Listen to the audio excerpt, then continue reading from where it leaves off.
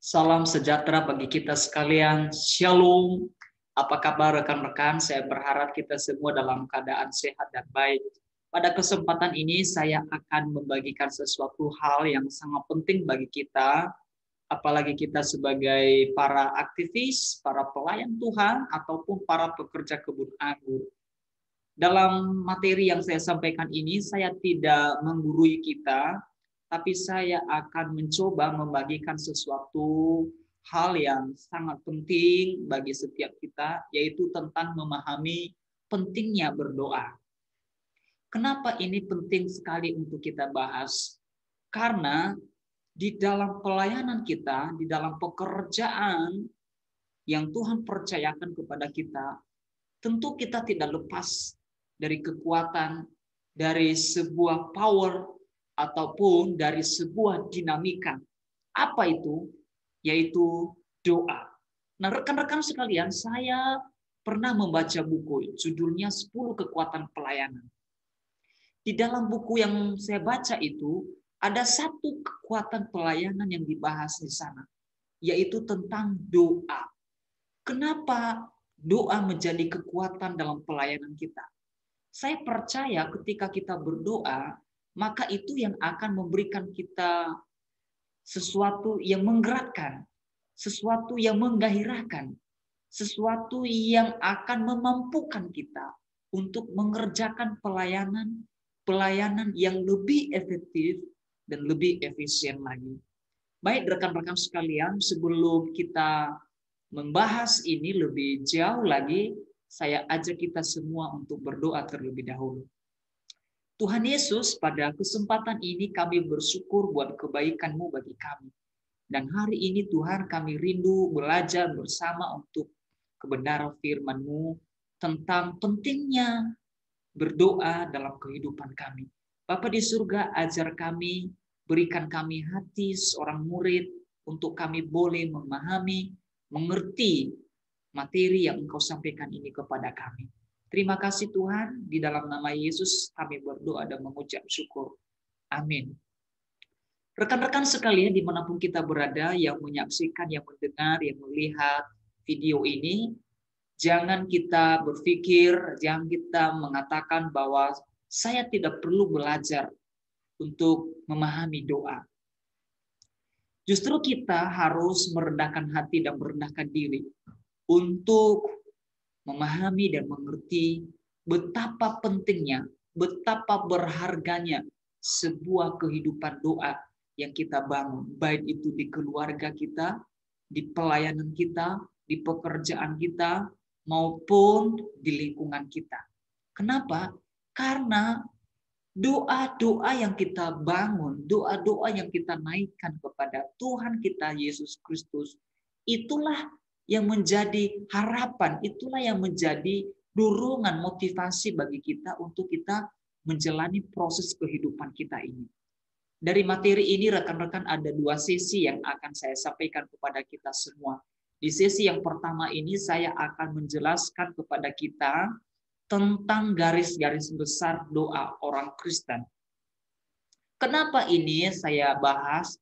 Karena di dalam pelayanan kita, di dalam gereja kita, penting sekali untuk memahami esensi dari doa itu sendiri. Ya, kenapa? Supaya pelayanan kita itu bukan pelayanan yang asal-asalan ataupun pelayanan yang asal jadi. Tuhan tidak akan berkenan terhadap pelayanan seperti itu. Artinya apa? Tuhan mau kita sungguh-sungguh melakukan pekerjaannya. Tuhan mau kita sungguh-sungguh melakukan tugas amanat dan perintah agungnya dengan persiapan, dengan kehidupan doa. Karena itu adalah sebuah perintah dalam kehidupan kita sebagai para pelayan Tuhan. Nah, sekarang coba kita perhatikan, apapun skill, apapun talenta, apapun karunia atau bakat yang ada dalam diri kita saat ini dalam pelayanan, kita tidak akan bisa menggunakan ataupun memaksimalkannya dalam pelayanan kita kalau kita tidak berdoa kepada Allah. Kalau kita tidak hidup di dalam doa. Kenapa? Karena ketika kita melayani, bukan kita seharusnya yang melayani. Kita hanya sebagai alat, ya. Kita hanya sebagai sarana. Tetapi yang ada yang bekerja adalah Roh ataupun Yesus sendiri. Bagaimana Tuhan bekerja? Bagaimana Roh bekerja? Kalau kita tidak berdoa dan memohon dan memintanya kepada Allah, maka pelayanan kita tidak akan maksimal. Baik rekan-rekan sekalian, di dalam materi yang saya akan bahas ini, di materi yang satu ini, ada satu program nanti yang mesti kita ikuti bersama. Ini program yang sangat sederhana, ya, kelihatannya, kedengarannya sangat sederhana, simple sekali. Ya, saya beri nama yaitu Garden. Apa itu Garden? Ini singkatan saya buat yaitu gerakan doa semenit. Wah, kalau teman-teman baru melihat dan mendengar apa itu doa semenit ya? Itu mah doa makan. Oke, tidak apa-apa teman-teman. Memang ada begitu banyak pengertian-pengertian doa yang kita dengar, yang kita lihat. Ya, ada begitu banyak statement-statement yang orang katakan tentang doa. Kita tidak perlu persoalkan itu. Ya, salah satu statement yang sangat terpopuler apa? Banyak berdoa, banyak berkat. Sedikit berdoa, sedikit berkat. Tidak ada berdoa, tidak ada berkat. Itu statement. Sebenarnya kenapa muncul statement seperti itu? Sebenarnya itu memotivasi atau menggairahkan kita untuk lebih banyak berdoa. Ya, kita tidak perlu mempersoalkan banyak atau tidak banyak berdoa. Yang kita persoalkan hari ini adalah apakah kita sudah berdoa, itu dia. Apakah kita sudah berdoa kepada Allah, kepada Yesus yang kita sembah itu? Nah, teman-teman, semoga ya kegiatan atau program ini nanti bisa berjalan dengan baik. Kenapa? Doa yang 1 menit sangat diperlukan oleh banyak orang. Doa yang kita naikkan selama 1 menit sangat berharga bagi jiwa-jiwa. Sangat berharga bagi pelayanan kita. Sangat berharga bagi keluarga kita. Dan sangat berharga bagi orang yang memerlukannya. Karena esensi dari doa itu sebenarnya bukan panjang atau lamanya berdoa kepada Allah. Tidak. Justru yang saya bahas di sini nanti akan kita pelajari bersama. Esensi sebenarnya sesungguhnya doa itu apa? Nah, jadi rekan-rekan, semoga ya materi yang saya sampaikan ini berguna, bermanfaat bagi kita. Oke, terutama kita sebagai para pelayan yang ada di kebun anggur di Ampilona. Nah, pada hari ini di materi ini saya akan membahas topik-topik penting. Ya, yang pertama itu doa sebagai kunci keberhasilan dalam pelayanan. Ya, ingat doa sebagai keberhasilan ya dalam pelayanan kita. Lalu saya akan membahas tentang konsep atau model serta tokoh para pendoa dalam Alkitab. Jadi kita tidak lari ataupun kita tidak berbeda dari doa-doa para tokoh Alkitab yang ada tentunya. Nah, lalu saya akan membahas juga tentang cara mengatasi berbagai rintangan-rintangan dalam doa, kemudian syarat dan hasil doa. Jadi ini yang saya fokuskan, yang akan saya bahas kepada rekan-rekan sekalian, kepada kita semua dalam materi tentang doa ini. Baik, sekarang kita melihat bagaimana para tokoh, para pelopor, dan pemimpin rohani dalam Alkitab. Ada begitu banyak tokoh di dalam Alkitab kita. Baik itu dalam perjanjian lama maupun dalam perjanjian baru. Sebut saja namanya, ada Abraham, ada Musa, ada Daud, ada Paulus, ada Petrus, dan lain sebagainya. Kunci keberhasilan mereka dalam setiap pelayanan yang mereka kerjakan, baik itu pelayanan kecil, pelayanan sedang, maupun pelayanan besar, kuncinya adalah hanya dengan doa kepada Allah. Hanya dengan bersyukur kepada Allah. Kalau kita melihat bagaimana histori atau sejarah Yesus sendiri dan murid-muridnya membangun pelayanannya di muka bumi selama kurang lebih 3 tahun, dia awali dengan sebuah doa, dengan sebuah ucapan syukur kepada Allah. Yesus Kristus juga ketika dia melakukan pekerjaan pelayanan Bapaknya di surga, yang dia kerjakan, yang dia lakukan adalah terus berdoa kepada Tuhan. Inilah pentingnya doa itu. Nah, keberhasilan atau kesuksesan mereka dapat kita pastikan jawaban yang selalu mereka ulang adalah memiliki kehidupan doa. Memiliki kehidupan yang bergaul, memiliki kehidupan yang terus berserah dan berharap kepada sumber kehidupan, yaitu Yesus Kristus. Rekan-rekan sekalian, saya akan membahas tentang pengertian doa dan berdoa. Saya ambil dari Kamus Besar Bahasa Indonesia. Kenapa ini penting? Karena supaya pikiran kita, ya, supaya pemahaman kita ketika kita berdoa kepada Allah tidak salah. Ya, tidak salah ataupun tidak lari dari sasaran.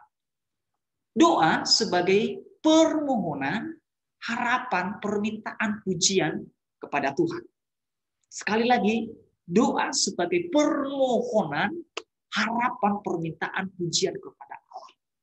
Sedangkan berdoa artinya adalah mengucapkan, memanjatkan sesuatu keinginan atau kerinduan kepada Tuhan. Jadi rekan-rekan sekalian, doa dan berdoa adalah dua hal yang berbeda.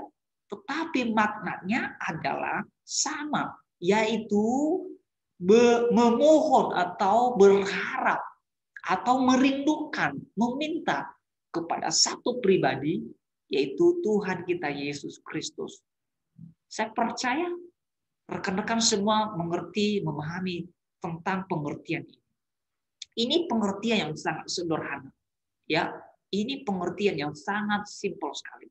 Memang ada begitu banyak agama di suku di dunia ini selalu mengartikan bahwa doa itu adalah permohonan kepada Tuhan.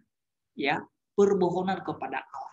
Baik agama apapun itu, ya, selalu doa itu adalah permohonan kepada Allah.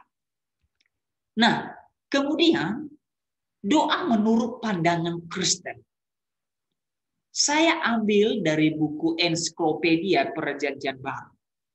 Ada 3 kata yang diambil, ataupun 3 arti. Yang pertama adalah doa itu diartikan aiteo, ya, yang berarti meminta. Kemudian ada kata deomai yang artinya menitip beratkan pada kebutuhan konkret. Dan kata yang ketiga adalah erotau, yaitu menghimbau atau menegaskan kepada si pemberi. Dari beberapa kata di atas mengandung ide atau gagasan, yakni meminta dengan sangat, memohon atau mengemis kepada Tuhan. Dari kata yang sudah kita pelajarin ini, saya simpulkan bahwa doa itu adalah sesuatu yang kita merindukan, memohon, atau kita mengemis kepada Tuhan. Ya, mengemis dalam konteks ini bukan seperti pengemis-pengemis yang ada di pinggir jalan. Tetapi mengemis di sini adalah bagaimana sikap hati kita memohon kepada Tuhan. Bagaimana sikap hati kita memohon. Apa yang kita mohon? Yaitu belas kasihan Tuhan. Yaitu pertolongan Tuhan. Yaitu pemeliharaan Tuhan dalam kehidupan kita. Itu definisi ataupun pandangan doa menurut, ya, ensiklopedia dalam Perjanjian Baru. Baik, kita lanjut lagi. Nah, sekarang kita lihat pandangan tentang doa. Ya, ada banyak pandangan seperti yang sudah saya sampaikan tadi. Ada banyak pandangan, ada banyak pengertian tentang doa. Ada yang mengatakan doa itu nafas kehidupan. Ada yang mengatakan doa itu dialog orang percaya. Ada yang mengatakan doa itu adalah hubungan atau persekutuan kepada Allah. Ya, tidak apa-apa, tidak masalah. Nah, saya ambil dari pernyataan Austin yang mengatakan doa menghadirkan Allah di bumi. Saya pikir rekan-rekan yang mendengar juga setuju tentang hal ini. Ya, dengan berdoa kepada Allah, maka Allah akan hadir di bumi dalam hidup kita dengan cara-caranya. Oke? Dengan cara-caranya. Artinya apa? Dia akan menyatakan dirinya, menyatakan pribadinya kepada orang yang berdoa. Dalam bentuk apapun. Karena kita tidak bisa memikirkan, karena kita tidak bisa memahami bagaimana ia bisa menyatakan dirinya dalam kehidupan kita. Nah, menyatakan dirinya atau menghadirkan dirinya dalam kehidupan kita ataupun di bumi, caranya adalah bisa seperti ketika kita memohon, meminta, lalu Tuhan menjawab. Dan itu salah satu bukti kehadirannya dalam kehidupan kita. Artinya apa? Dia menjawab doa kita itu. Ya. Sekali lagi, doa menghadirkan Allah di bumi. Kemudian ada pandangan lagi, yaitu dari John. Dia menyatakan salah satu aspek terpenting dari kehidupan iman adalah doa. Sekali lagi, salah satu aspek terpenting dari kehidupan iman adalah doa. Nah, ini sangat dalam sekali. Sangat dalam sekali. Jangan kita berkata saya punya iman. Jangan kita berkata saya hidup di dalam iman. Tapi kita tidak pernah berdoa. Tapi kita tidak pernah bersyukur, memohon kepada Tuhan. Ini sangat dalam sekali. Ya, sangat dalam. Jadi orang yang hidup di dalam iman, maka dia tidak lepas dari doa. Apapun profesi kita, apapun jabatan kita saat ini, apapun pekerjaan yang Tuhan percayakan kepada kita hari ini, ingat yang terpenting dari kehidupan iman kita, pekerjaan kita, pelayanan kita adalah doa itu sendiri. Ya, doa itu sendiri yang terpenting dari kehidupan rohani kita, dari kehidupan spiritual kita. Kita lanjut lagi. Nah, ini menurut pendapat Indro. Dia mengatakan doa adalah salah satu sarana dan salah satu hasil persatuan dengan Kristus. Oh, ini juga sangat bagus.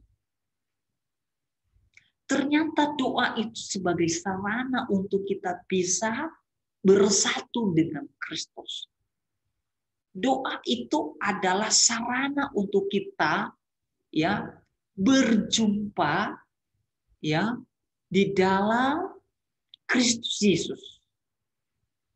Jangan kita berkata saya bisa bersatu dengan Kristus Yesus tapi kita tidak pernah berdoa.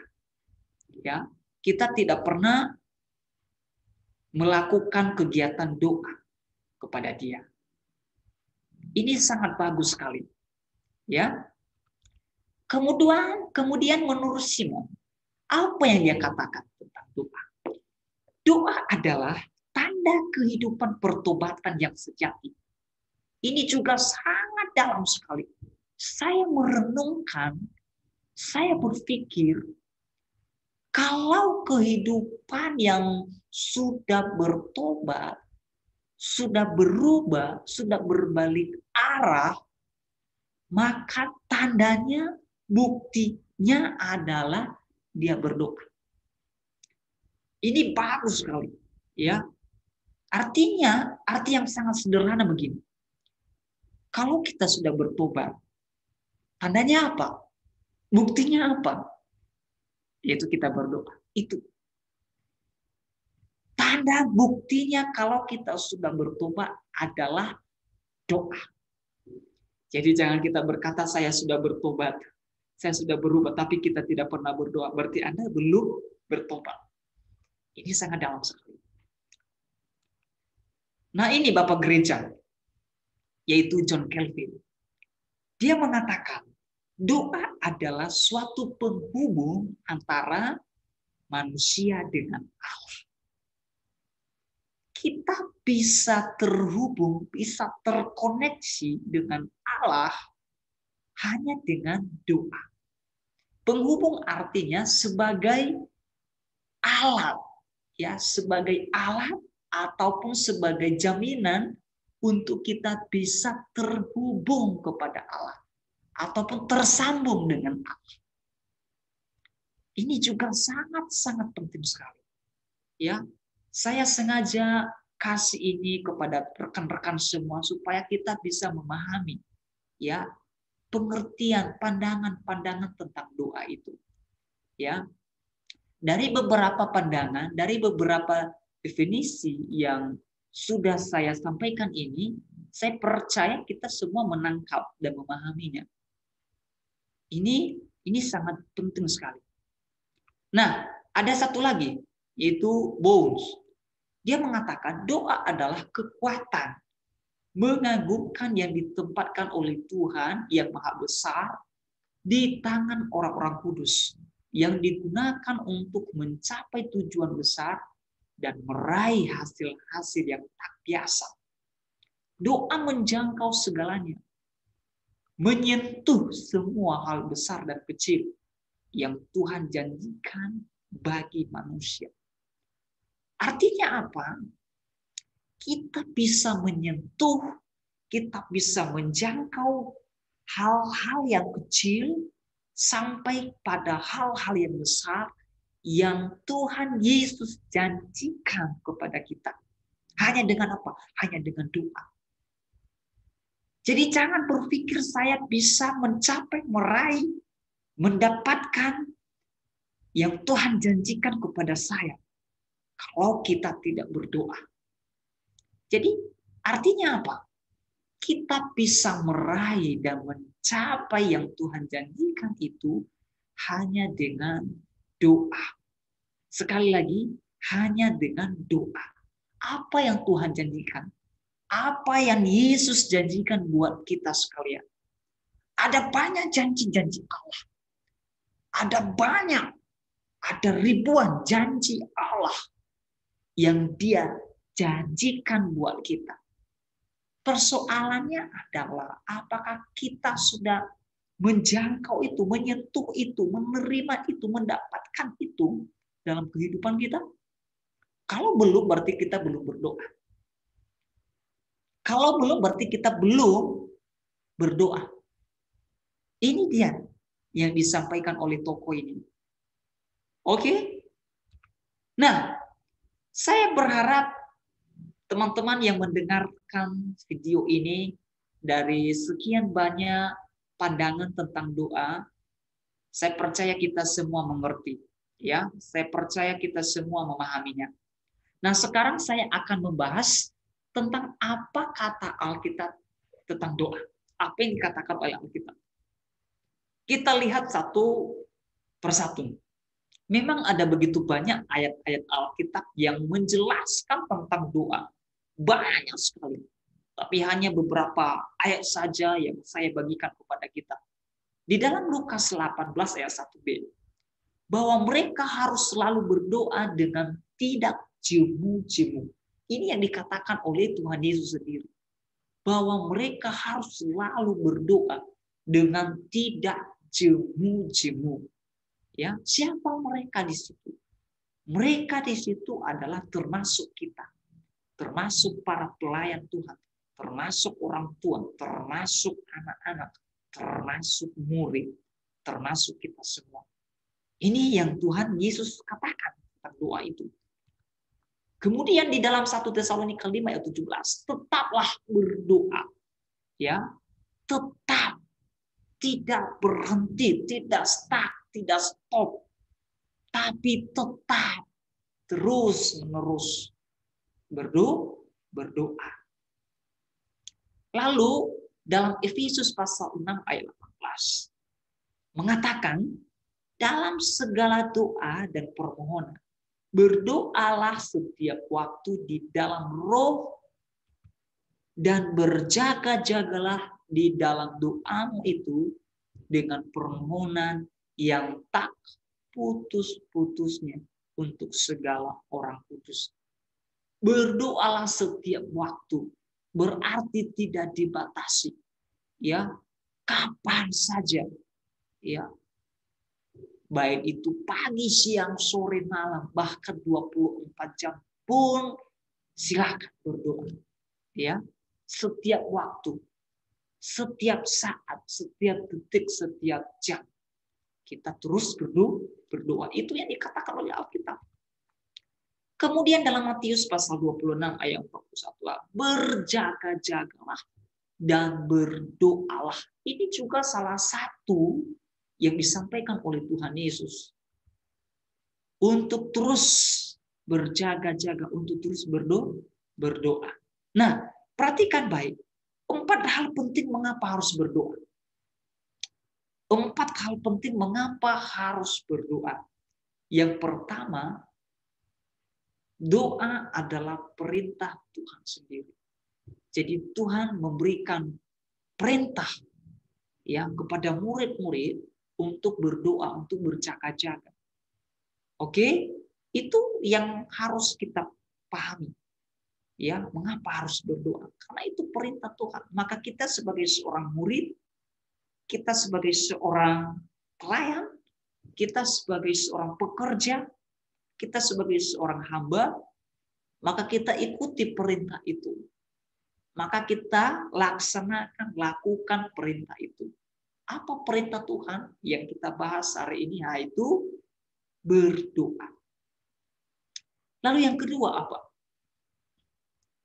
Mengapa harus berdoa? Karena manusia kita ini lemah.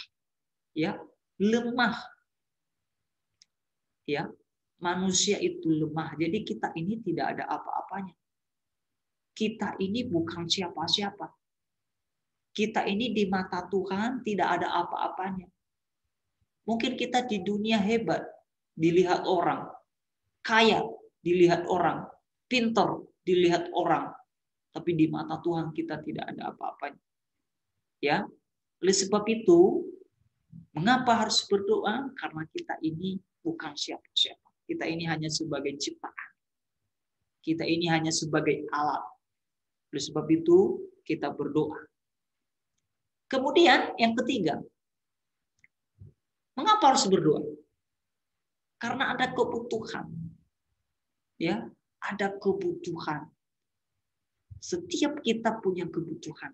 Setiap kita punya keperluan. Maka kita memohon. Maka kita meminta. Maka kita mengharapkan kepada pribadi sang sumber kehidupan. Itu Yesus Kristus. Nah, lalu yang keempat, mengapa harus berdoa? Karena manusia ini adalah sasaran atau target iblis. Jadi iblis itu sasarannya manusia. Jadi dia menarik manusia itu menjadi miliknya, menjadi bagiannya, menjadi pengikutnya, menjadi hambanya. Nah, untuk kita lepas dari itu, dari target atau sasaran iblis itu, maka kita harus berdoa. Ini hal yang sangat penting untuk kita pahami mengapa kita harus berdoa. Ya, karena manusia ini sasarannya iblis. Ya, targetnya iblis. Dia mencari ya yang dia tarik, yang dia ambil menjadi bagiannya. Oke. Nah, sekarang kita masuk pada bagian kapan berdoa. Kapan berdoa? Nah, sesuai dengan ayat firman Tuhan dalam Efesus pasal 6 ayat 18. Berdoalah setiap waktu di dalam Roh Kudus. Nah, kata setiap waktu dalam bahasa Yunani dipakai yaitu pantote, yang artinya adalah terus-menerus, atau selalu, atau setia, atau mengalir, atau tidak pernah putus-putus. Ya, kapan berdoa? Setiap waktu, terus-menerus, selalu setia, seperti air yang tidak pernah putus, tidak pernah berhenti. Begitulah kita berdoa kepada Tuhan. Lalu selanjutnya apa? Selagi detak jantung masih bergerak atau masih hidup, maka kita terus berdoa. Ya, selagi masih detak jantung kita masih bergerak, maka kita terus berdoa kepada Tuhan. Ya, terus bersekutu kepada Tuhan. Ya, siapapun kita. Karena doa itu bukan hanya untuk anak-anak, bukan hanya untuk remaja ataupun pemuda, tapi semua kategori, semua orang percaya. Ini yang harus kita pahami. Ini yang harus kita mengerti kapan kita berdoa kepada Tuhan. Nah, hal penting yang perlu kita ketahui lagi tentang doa. Apa itu? Apakah berdoa itu aturan atau kewajiban? Nah, banyak orang bertanya, ya, apakah doa itu kewajiban atau apakah doa itu aturan sehingga harus berdoa? Nah, coba perhatikan rekan-rekan sekalian. Doa bukanlah aturan atau juga kewajiban yang Tuhan bebankan kepada orang percaya, melainkan kehendak atau keinginan Tuhan. Jadi artinya doa itu bukan aturan ataupun kewajiban yang Tuhan bebankan buat kita, buat manusia sebagai ciptaannya. Tetapi doa adalah kehendak atau keinginan Tuhan. Artinya apa? Tuhan menginginkan, Tuhan menghendaki umatnya berdoa kepada Dia. Ya.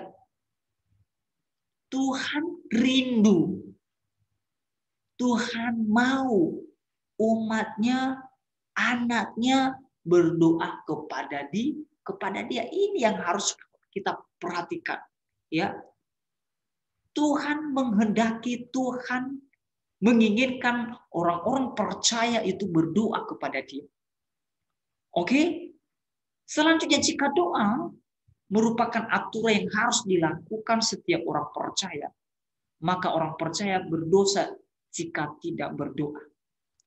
Oke, sekali lagi, jika doa merupakan aturan yang harus dilakukan setiap orang percaya, maka orang percaya berdosa jika tidak berdoa. Jadi kalau tidak berdoa, orang percaya berdosa. Kalau tidak berdoa, maksudnya bukan seperti itu. Ya, maksudnya artinya bukan seperti itu. Artinya Tuhan itu tidak memaksa. Ya, Tuhan itu tidak memaksakan manusia untuk berdoa, untuk datang kepada Dia. Tidak. Kalau kita lihat kisah di dalam Alkitab Perjanjian Lama, umat Israel ketika mereka hidup di dalam penyembahan berhala, hidup di dalam perbuatan-perbuatan yang menajiskan, apakah Tuhan marah sama mereka? Tuhan membiarkan mereka? Silakan. Lakukan apa yang kamu lakukan, silakan. Kerjakan apa yang kamu kerjakan. Tetapi ketika mereka ditindas, ketika mereka diperbudak, lalu mereka baru datang mengingat, memohon, berdoa kepada Allah. Jadi Tuhan itu tidak memaksa, ya. Dan kita tidak berdosa jika kita tidak berdoa. Nah, ini.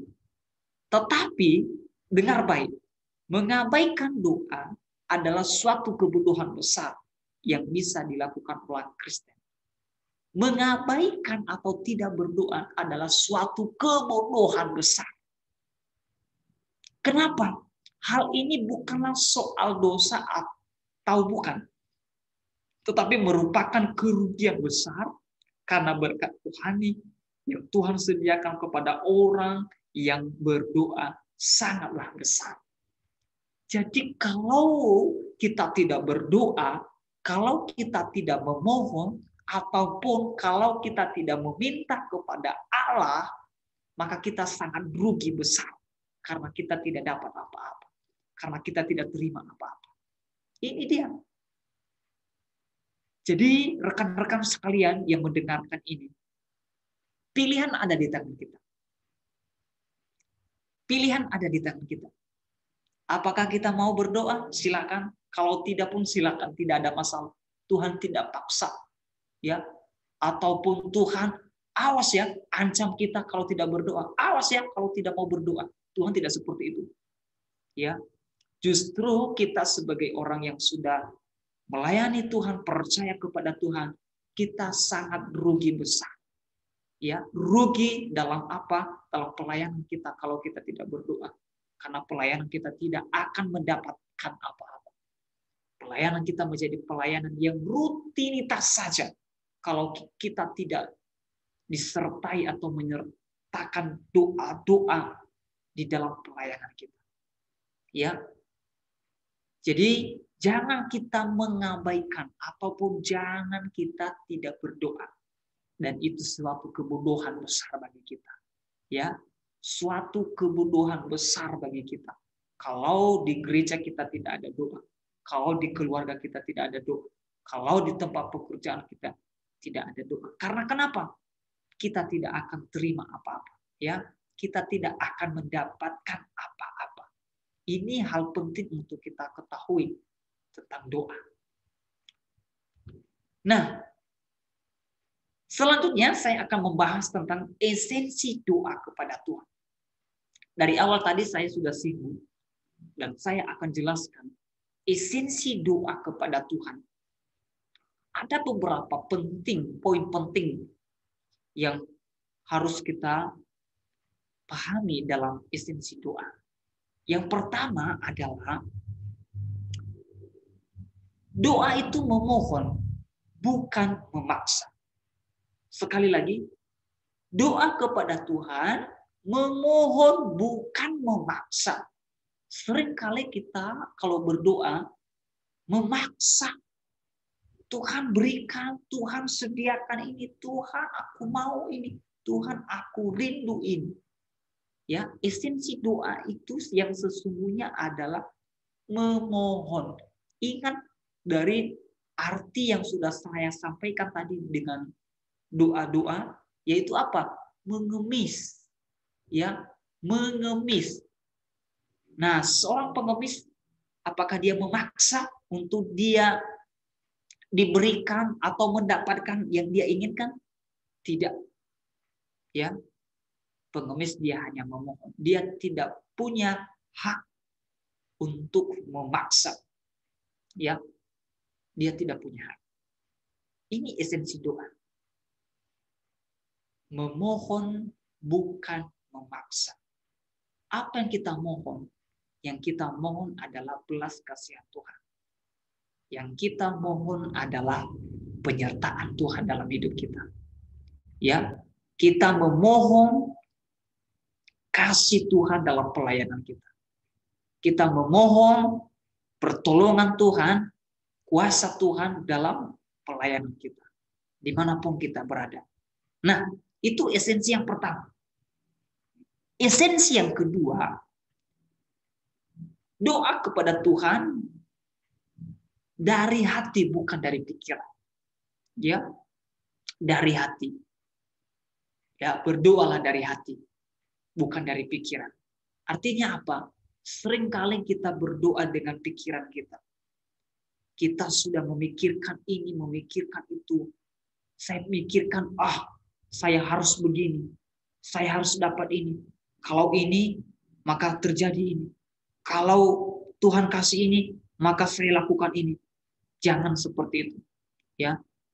Esensi doa kepada Tuhan, ya, dari hati, bukan dari pikiran kita. Mungkin kita selama ini berdoa ya dengan pikiran-pikirannya kita. bukan dengan hati kita. Kenapa dari hati? Di dalam Amsal berkata, jagalah hatimu dari segala kewaspadaan, karena dari situlah terpancar kehidupan. Jadi sumber kehidupan itu dari hati, bukan dari pikiran kita. Makanya esensi doa itu kepada Allah adalah dari hati, bukan dari pikiran kita. Oke, itu yang kedua. Yang ketiga, esensi doa kepada Tuhan itu, doa itu lahir dari iman, bukan dari mulut. Sekali lagi, doa lahir dari iman, bukan dari mulut. Ya. Jadi sesuatu yang kita minta itu, sesuatu yang kita mohon itu kepada Allah, itu lahir dari iman kita. Itu lahir dari keyakinan kita. Itu lahir dari kepercayaan kita kepada satu pribadi yang kita yakini, yang kita anggap mampu menyediakan, mampu memberikannya kepada kita, yaitu Yesus Kristus. Ya, mulut kita hanya sebagai alat, mulut kita hanya sebagai sarana untuk kita mengkomunikasikan, untuk kita membicarakan kepada Allah. Tetapi lahirnya adalah dari iman kita. Banyak orang berdoa hanya sebatas dengan mulut. Ya, banyak orang berdoa hanya sebatas dengan kata-kata saja. Dan itu tidak akan mendapatkan nilai. Tapi doa yang sesungguhnya adalah lahir dari iman kita. Lalu diucapkan oleh mulut. Itu esensi doa yang sesungguhnya. Kemudian yang keempat. Esensi doa kepada Tuhan adalah mengharapkan bukan menerima. Nah, ini saya jelaskan kepada rekan-rekan. Mengharapkan bukan menerima. Artinya apa? Di dalam doa kita itu kita mengharapkan. Kalau mengharapkan itu bisa kita terima, bisa tidak. Sekali lagi, mengharapkan itu adalah sesuatu yang belum kita dapatkan. Sesuatu yang belum kita terima. Pertanyaannya adalah, yang kita harapkan itu bisa kita terima dan bisa juga tidak kita terima. Kenapa bisa terjadi seperti itu? Karena doa itu ya adalah kita sedang mengharap. Ya. Kalau mengharap berarti sudah ada di tangan belum? Belum. Masih mengharap, belum ada di tangan. Oke? Nah, mengerti ya sampai di sini? Mengharapkan bukan menerima. Jadi semua yang kita harapkan, semua yang kita rindukan, semua yang kita inginkan tidak secara sepenuhnya atau 100% yang kita terima. Ya, tidak 100%. Di dalam Alkitab juga banyak contoh-contoh yang terus berdoa kepada Allah, terus mengharap kepada Allah, terus merindukan kepada Allah, tapi Allah tidak akan memberikannya kepada mereka. Oke, itulah kedaulatan Tuhan. Lalu esensi yang kelima adalah hasil doa adalah urusan Tuhan. Ya, hasil doa urusan Tuhan bukan urusan manusia.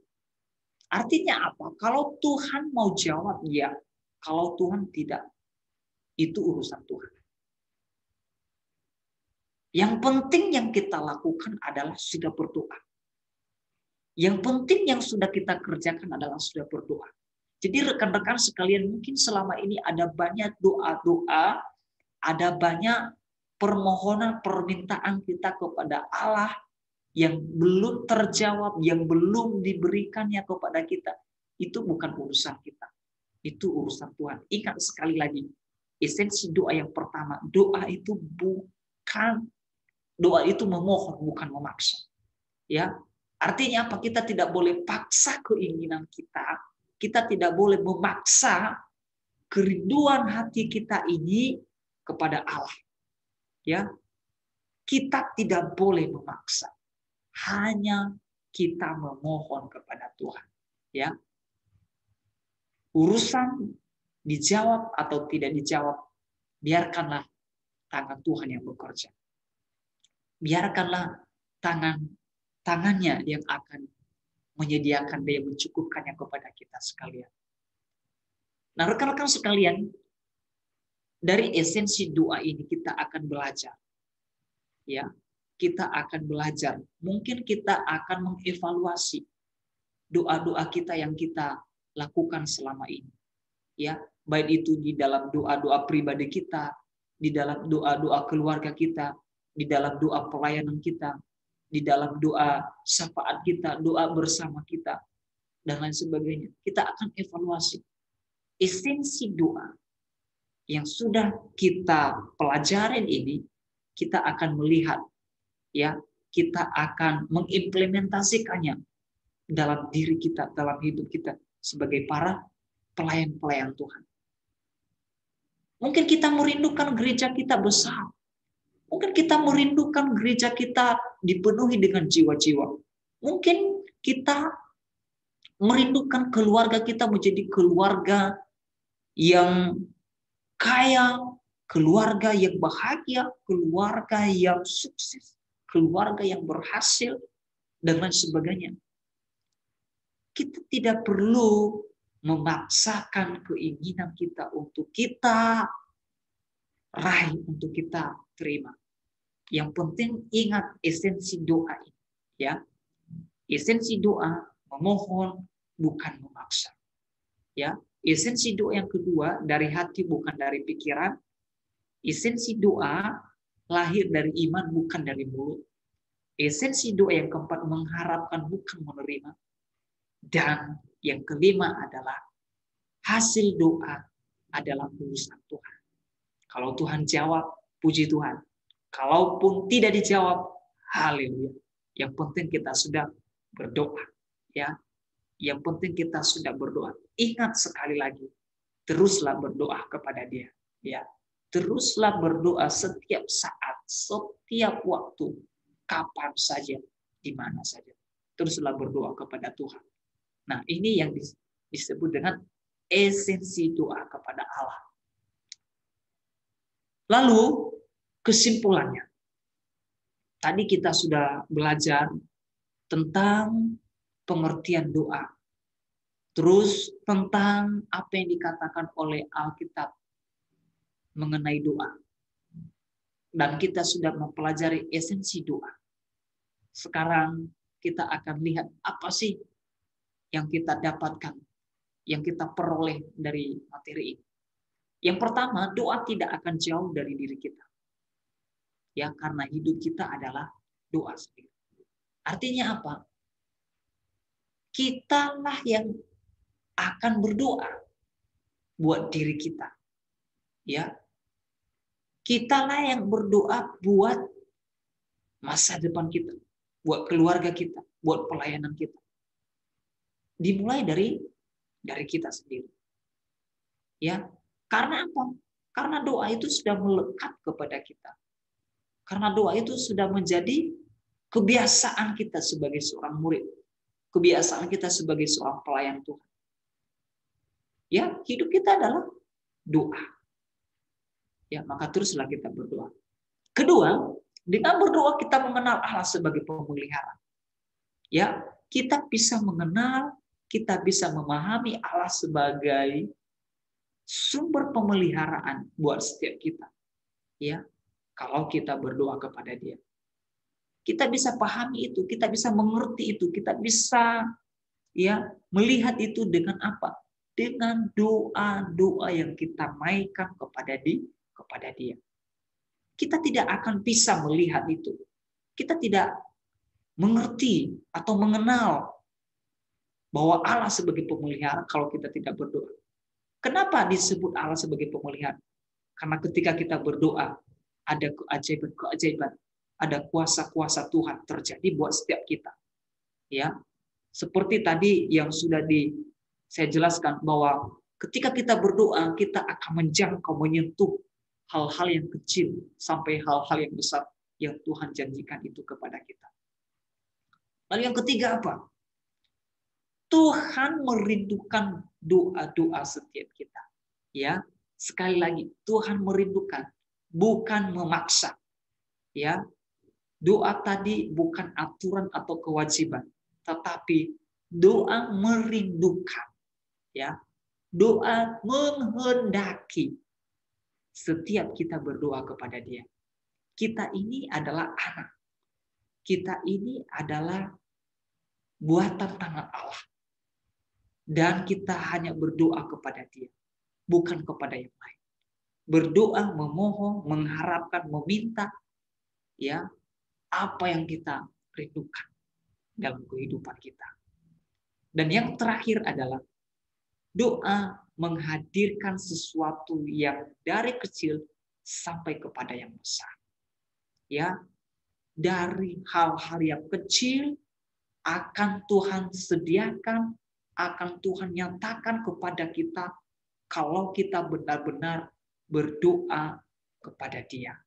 Ya, kalau kita benar-benar bersekutu kepada Dia. Nah, jadi rekan-rekan sekalian, pada materi di sesi yang pertama ini, kita sudah memahami, sudah mengerti sesungguhnya apa itu doa. Ya, saya percaya kita semua mengerti. Saya sudah menjelaskan secara sederhana buat teman-teman, buat kita sekalian. Sekarang waktunya, saatnya kita membangun kehidupan doa kepada Kristus Yesus. Ya, kita akan memulai membangun, memulai ya menggerakkan kehidupan rohani kita untuk berdoa kepada Dia. Karena Dia adalah Allah, Dia adalah Tuhan, Dia adalah Sang Pemelihara dalam setiap kehidupan kita. Ini yang saya sampaikan kepada teman-teman, semoga ini menjadi berkat bagi kita, membuka wawasan kita, membuka pengetahuan kita, dan memotivasi kita untuk terus bergairah berdoa kepada Allah. Dan di sesi yang kedua nanti saya akan membahas tentang metode-metode berdoa ataupun model-model berdoa sesuai dengan yang diajarkan oleh Alkitab. Sampai ketemu di sesi yang kedua. Tuhan Yesus memberkati.